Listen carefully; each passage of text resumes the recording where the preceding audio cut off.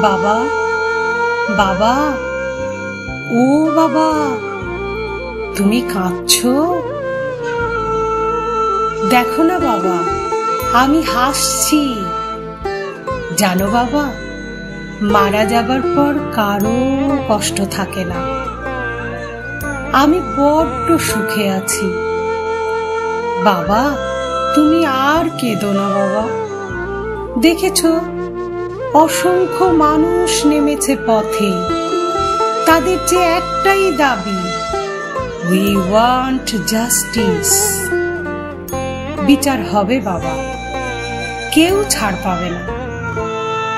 যেভাবে ওরা আমার উপর অত্যাচার করেছে, আমার শরীরটাকে শকুনের মতো ছিঁড়ে ছিঁড়ে খেয়েছে, আমি বলেছিলাম ওদের, আমাকে ছেড়ে দাও, আমাকে বাঁচতে দাও।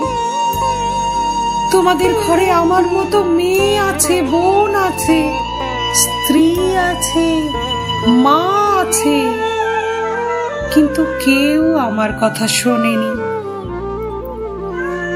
ওরা আমার দেহটাকে দুমড়ে মুচড়ে শেষ করে দিয়েছে। কত কষ্ট, কত আর্তনাদ, কত লাঞ্ছনা। মনে হয় কোনো মা হয়তো এত প্রসবের যন্ত্রণা সয়নি, যে যন্ত্রণা ওরা আমায় দিয়েছে। বাবা, ওরা যেন কেউ ছাড়া না পায়, ওদের যেন ঐতিহাসিক শাস্তি হয়। দেখো বাবা।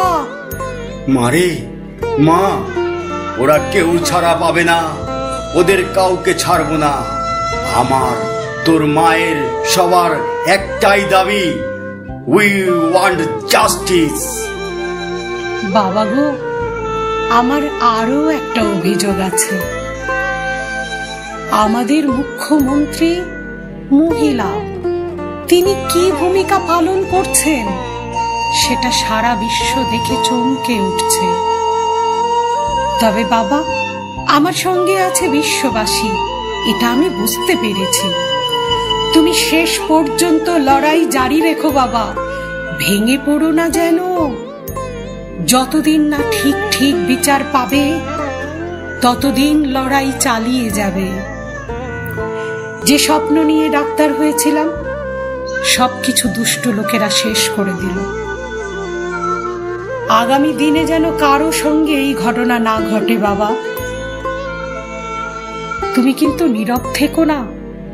নরকে পরিণত হচ্ছে দিন দিন আমাদের এই সোনার বাংলা। নারী শক্তি থাকবে একজোটে। আমি তখন শান্তি পাবো বাবা, যখন অপরাধী শাস্তি পাবে। এই কথাটি কিন্তু জানিও সকলকে। আমি যে এই লড়াইতে আছি, জানিও মাকে। চিরবিদায় নেব সেদিন, পুরোপুরি লড়াইটা জিতবো যেদিন।